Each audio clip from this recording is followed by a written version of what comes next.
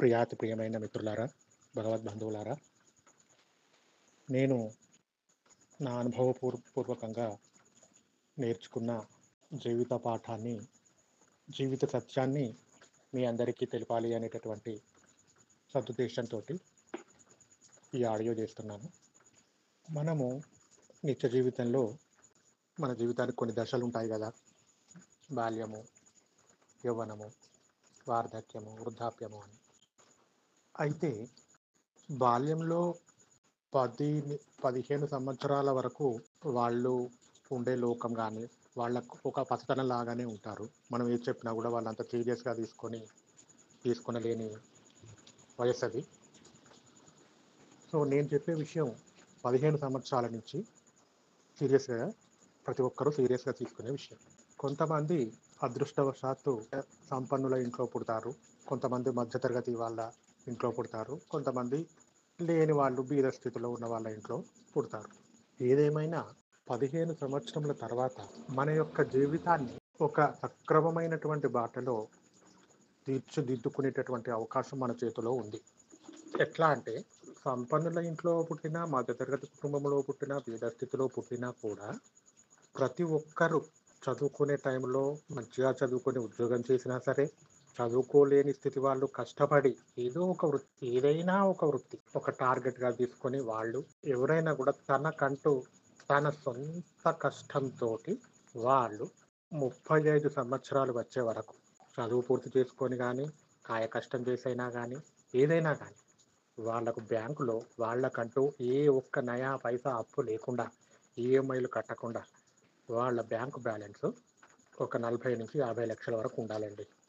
ఇది 35 సంవత్సరాలు అని నేను ఎందుకంటున్నా అంటే, ఆ వయసులో మానసికంగా కానీ, శారీరకంగా కానీ అన్ని తట్టుకునేటువంటి శక్తి సామర్థ్యాలు మనలో ఉంటాయి. ఇంకా అది మనం ఏంటంటే, ప్రతి ఒక్కళ్ళు ఒక టార్గెటెడ్గా తీసుకోవాలి. ఇది నేను చేయాల్సిందే, ఎన్ని కష్టం వచ్చినా నేను పైసలు సంపాదించాల్సిందే అని చెప్పి ఒక మంచి చక్కగా చదువుకొని ఉద్యోగం చేసి మనము కూడబెట్టుకోవచ్చు. కాయ కష్టం చేసి రోజుకు 12 గంటలు కష్టపడి కూడబెట్టుకోవచ్చు. ఎందుకంటే 35 సంవత్సరాల వరకే కదా.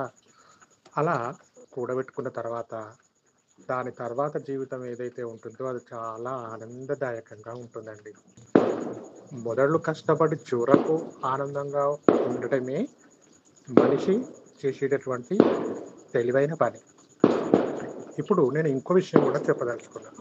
ఆధ్యాత్మిక పరంగా చూస్తే చాలామంది గురువులు, మేధావులు, జ్ఞానులు కొన్ని విషయాలు చెప్తూ ఉంటారు.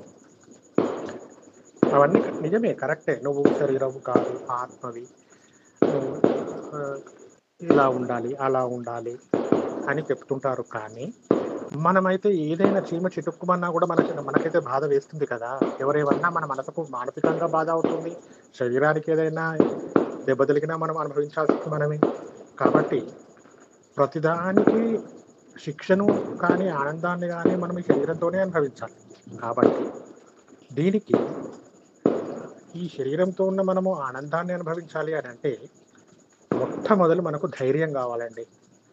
ఒక ధైర్యం అంటే ఎవరు ఏమన్నా కూడా, ఇప్పుడు ఒకతను మనల్ని ఏమన్నా అంటున్నాడు, లేకపోతే ఒక పరిస్థితి బాగాలేదు, ఇంకేదైనా ఉంది సంథింగ్. సో అక్కడి నుంచి మనము బయటపడితే కానీ మనకు మానసిక ప్రశాంతత దొరకదు. 35 సంవత్సరాల తర్వాత నేను ఈ విషయం చెప్తాను. 35 సంవత్సరాల వరకు మీరు ఇవన్నీ భరించాల్సిందే. ఎందుకంటే మీకు ఆ శక్తి భగవంతుడు ఇచ్చాడు. 35 సంవత్సరాల తర్వాత మీరు ఒక కింగ్ లాగా బతకాలి, ఒక ఫ్రీ బర్డ్ లాగా ఆనందంగా బతకాలి అని అంటే మొట్టమొదలు మీరు చేయాల్సింది ఆ 35 సంవత్సరాలలో కష్టపడి 50 లక్షలు మీరు ఎట్టి పరిస్థితుల్లో కూడబెట్టుకొని ఒక్క పైసా కూడా అప్పు లేకుండా ఫిక్స్డ్ చేసుకొని దాని రిటర్న్స్ వచ్చేటట్టు మీరు చేయాల్సిందే. ఇదే జీవిత సత్యము. మీకు అవసరం ఉన్నప్పుడు, మీరు దీనస్థితిలో ఉన్నప్పుడు ఎవరిస్తారండి? ఎవ్వరూ ఇవ్వరు. మన అనుకున్న వాళ్ళు ఎవ్వరు ఇవ్వరండి. ఎవరిని నమ్మటానికి లేదు. మీ కాళ్ళను చేతులను మీరే నమ్మలేని పరిస్థితి ఇది. కాబట్టి మీ సొంత కష్టంతో మీకంటూ కష్టపడి ధన మూలం ఇదం జగత్ అన్నది నిజంగా కూడా అది పరమ సత్యం. ధనం లేనిది ఏదీ లేదండి. ధనము ఉంటే ధైర్యం ఉంటుంది, ధైర్యం ఉంటే ఆనందం ఉంటుంది, ఆనందం ఉంటే నిద్ర పడుతుంది, నిద్ర పడితే ఆరోగ్యం ఉంటుంది. ధనం లేకపోతే ఇవన్నీ రివర్స్ అయిపోతాయి.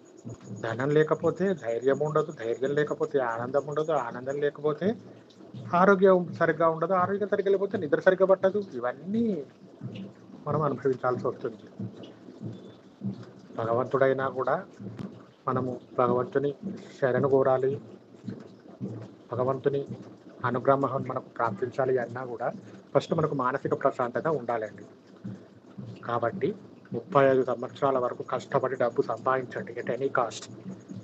ఫిక్స్డ్ చేసుకోండి. ఒక్క పైసా కూడా అప్పు చేయాల్సింది లేనే లేదు. ఈఎంఐలు పెట్టి ఇల్లు కొనుక్కోకండి. 50 లక్షలు కూడేంత వరకు రెంటెడ్ ఇంట్లలో ఉండండి లేని వాళ్ళు. అట్లా 50 లక్షలు కూడిన తర్వాత ఒక 10 లక్షలు, ఒక 20 లక్షలు పెట్టి కొనుక్కోండి ఇల్లు. ఒక రూమ్‌లో ఉండండి. మళ్ళీ దాన్ని రిటర్న్స్ వస్తున్నప్పుడు మెల్లమెల్లగా డెవలప్ చేసుకొని ఉండండి. కానీ అప్పు మాత్రం చేయకండి. సో, నేను చెప్పిన ఈ విషయాన్ని మీరు బాగా ఒకటికి 2 సార్లు ఇది విని బాగా ఆలోచించి దీన్ని మీ యొక్క జీవితాలలో ఇంప్లిమెంటేషన్ చేసి ఆనందంగా ఉండి మీ భావి జీవితాలను వృద్ధిపరుచుకుంటారని ఆశిస్తూ సెలవు. జై శ్రీమన్నారాయణ.